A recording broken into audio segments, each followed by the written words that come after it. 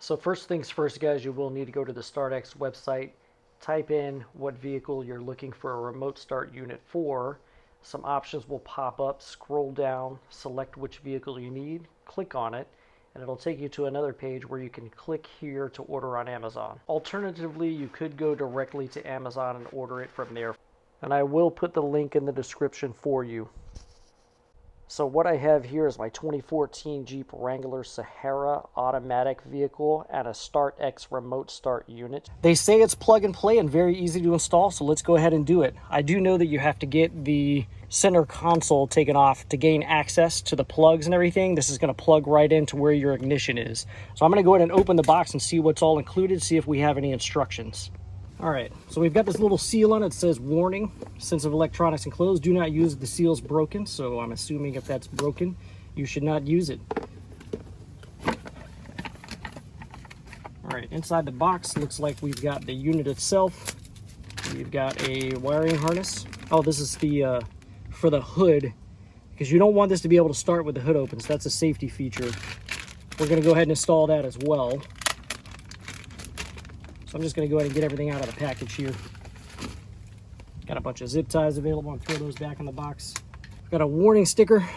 Attach this under the hood so that anybody working on the car will know not to accidentally start the vehicle while working on it. A little pry tool to take apart your center console with. And the installation manual. So I'm going to run through this real quick. This is just giving you an inventory of everything I just talked about. So it looks like we are going to have to do a little programming. So I'll get to this later on, but for now I'm going to start working on getting my center console taken apart so we can get this thing installed. Okay, so if you take a look underneath your steering console, you're going to see 3 spots for screws here. I'm going to use a T15 Torx wrench or Torx screwdriver and remove those 3 screws holding all of this together.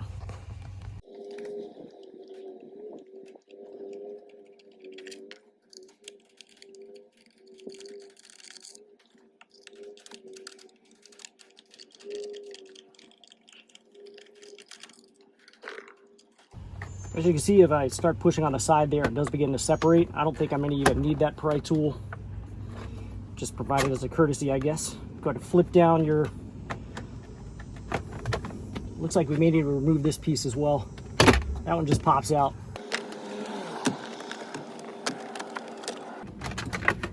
Okay, once you maneuver that around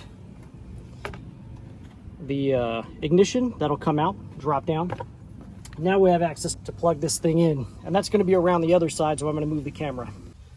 Okay, so this is the connector that you're going to need to access to plug this thing in. There's not a lot of room to get your finger back there, so I'm going to take a flat bladed screwdriver to press on the back side of that little clip to kind of release it. And the instructions said that this module is a little delicate, so be careful, make sure you hold it in position and don't pry on it too much. But as you can see, I was able to loosen it up by using the screwdriver and pull that out. So then you're going to take your supplied harness.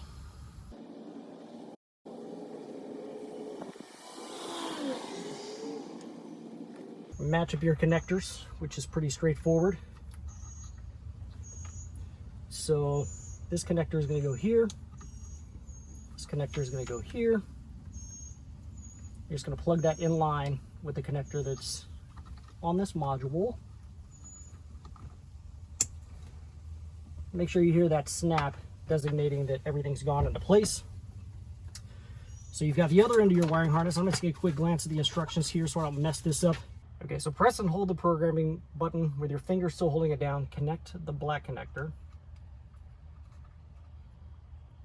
The blue, red, and yellow LEDs will begin to alternate. When only the blue LED is momentarily lit, release the programming button. So that's the blue, I released it. It's staying lit blue. Insert the required 3 remaining connectors. So we're gonna install the rest of them. Insert the key into the ignition to the on-run position. So have your keys available.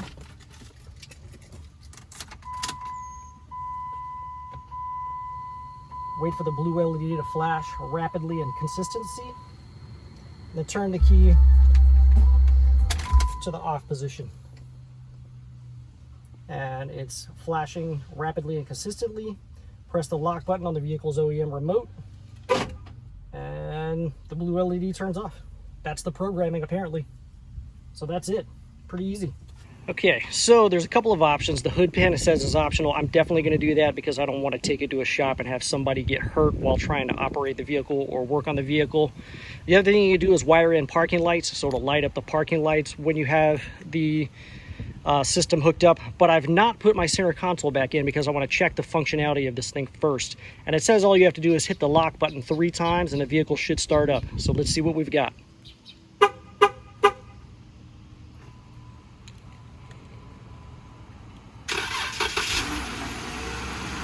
So my lights did actually come on with that, and as you can see, the Jeep started.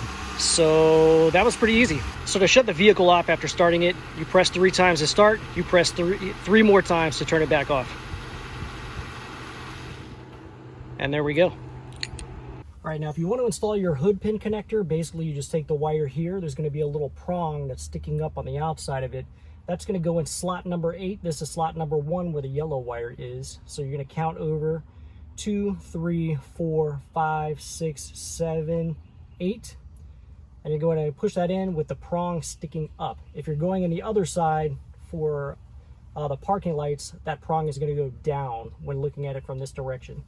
So I lost count there. I'm going to count it one more time. 1, 2, 3, 4, 5, 6, 7, 8. That's where your pin's going to go in. And you'll hear a little click when it's secure. Make sure that it's not going to pull out on you.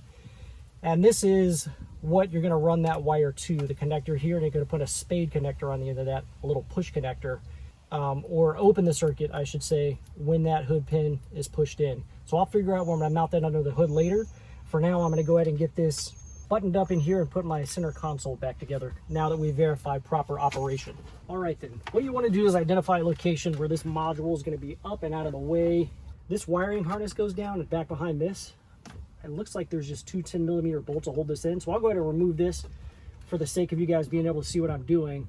I don't think I would have to remove that to put that module back there, but I'm gonna go ahead and do that. And actually, it looks like this cable's long enough. You can go way back there if you want, but I'm gonna try to keep it right up in this center console area. Behold, the fabled 10mm. I've located mine. I hope you're able to locate yours as well. So, just grab your 10mm. Or if you've got small hands, you can reach back there. You don't have to necessarily remove this. I'm doing it for the sake of showing you what I'm talking about. Maybe easier.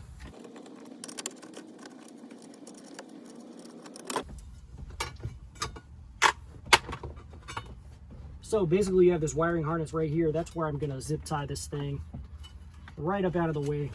And actually, it has these holes here that you want to run the zip ties through. I just noticed it. So what I'm going to do is create one loop going through the module. Do the same thing on the other side.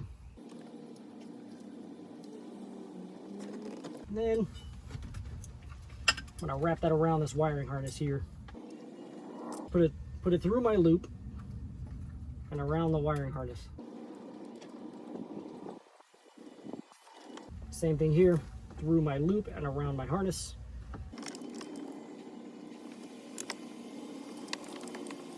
And then pull all these zip ties snug so it holds everything in place.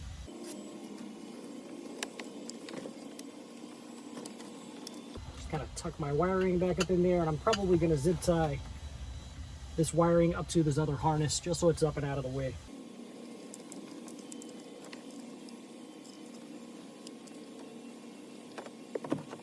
Okay, this is the wire for your hood pin. I'm just going to run that down by my pedals for the time being. Hook that up later on. I'm going to have to run that through the firewall and obviously add some more wiring to this because that is not long enough to reach up into my hood, obviously.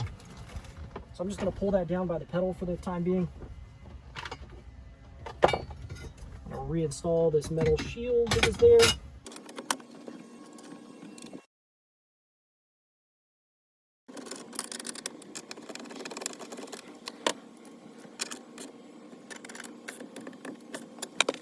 go ahead and reinstall our lower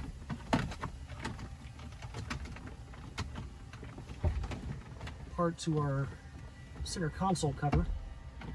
And the trick here is to get it up and around your ignition like you just saw, and then you're just going to push it back together. It's going to clip back together. There you go, nice little pop. Reinstall your screws. I think I'm going to start with the black ones because those kind of hold this piece together, and then the other silver one holds it to the center console.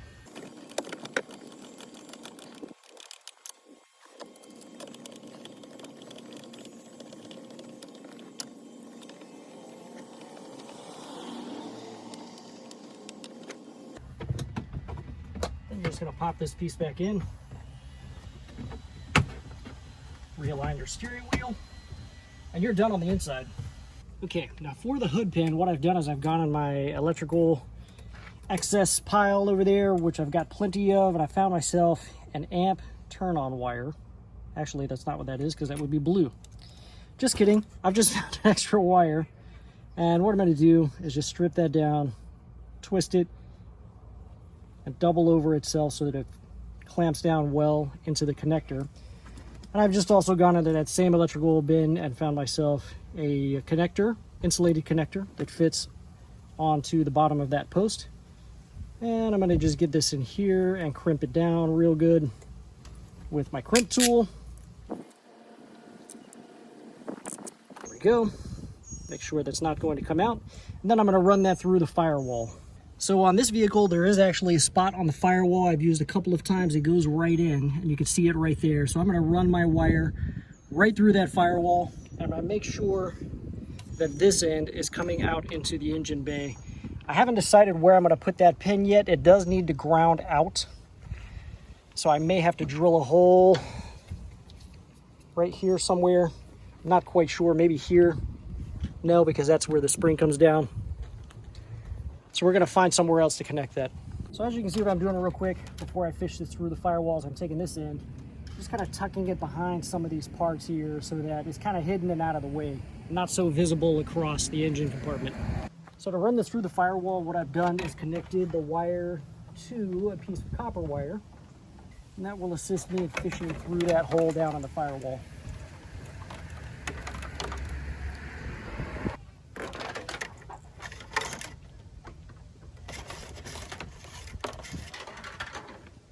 Alright, so I have determined that the best location for this is going to be right here.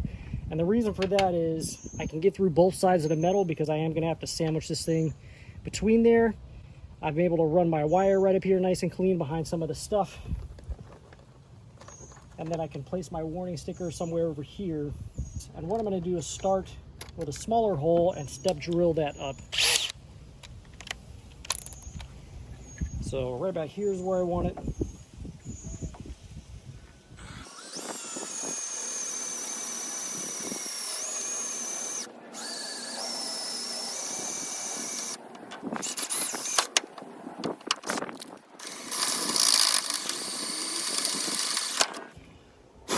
And I don't think this is going to be large enough. Nope. So I'm gonna have to go get the next size drill bit up. That was a 1/4 inch. So I'm gonna go find one a little bigger. Now I have a 25/64 here. It's just kind of a random size I grabbed that looked like it was large enough. So I'm going to go ahead and just drill that hole. Use whatever you have that's appropriate, just so that the hole is a little bit larger than the diameter of this post here.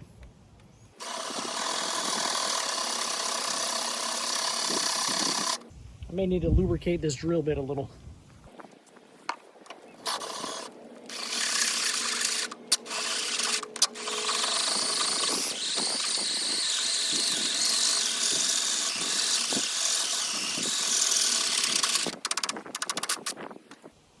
Okay, that one's large enough. Okay, so the next thing you're going to do is go ahead and thread this down. You're going to go ahead and remove this nut completely, this bottom nut. And so this is going to be kind of like an adjustment here. So what you're going to have to do is place this and put the nut on the bottom. So you definitely need to put it in a location where you can reach the bottom side of the nut. So be aware of that. This is a little tricky, but I can manage.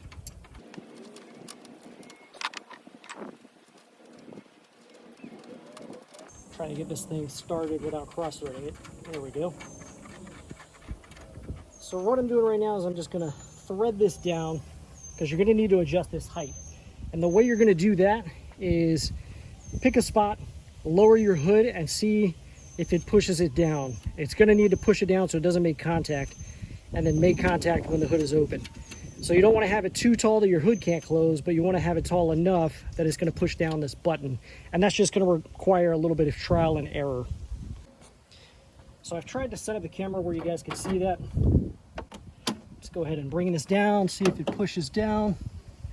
And it is not making contact. So that means I'm gonna have to raise this up just a little bit more. And the way you're gonna do that is loosen the nut on the back side a bit, and then thread this one down a little further so it stands up a little taller. And then try it again.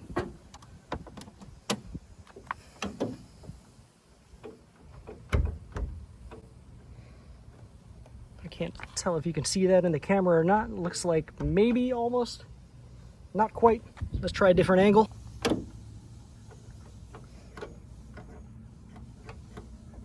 Okay, I'm pretty sure we're good there. So I'll measure that and see what the distance up is for you guys. Okay, so this is about 1 inch above that surface, and that's going to be measured from the top of this nut down to the base there. So at this point, we're just going to tighten up our nuts, and that's going to be, I've got an 11 millimeter here that I'm going to use, or a 12 millimeter. 11 millimeters the top, 12 millimeter are the lock nuts down there.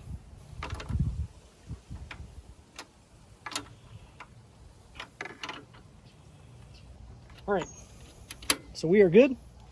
Make sure you connect your wire to the back side, which is going to be a little tricky back there, but make it happen. So you've got your wiring connected back there. What I'm going to do real quick, just kind of give this a little wipe down. Might want to use a little alcohol, spray it on the rag and wipe it down. Get it nice and clean, and just give this a little shot, just so it doesn't rust.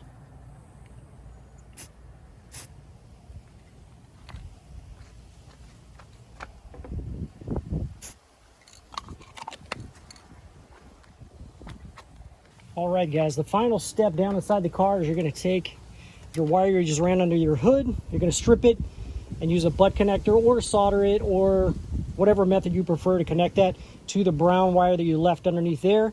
And then you're going to test the system. Since this is a difficult camera angle, I'm just going to do this. I'm going to assume you know how to strip and use a connector or solder or whatever if you're going to attempt to do this. Not too terribly difficult, but let's go ahead and get it done. Right, let's give this a quick test to make sure that hood pin is operating correctly. We've got our hood open, and we're going to attempt to start the vehicle. 3 clicks of the remote. Perfect. Remote starter did not work. Let's close the hood and make sure it works with the hood closed. Hood is now closed. Let's see if the starter works. If it does, we are good to go.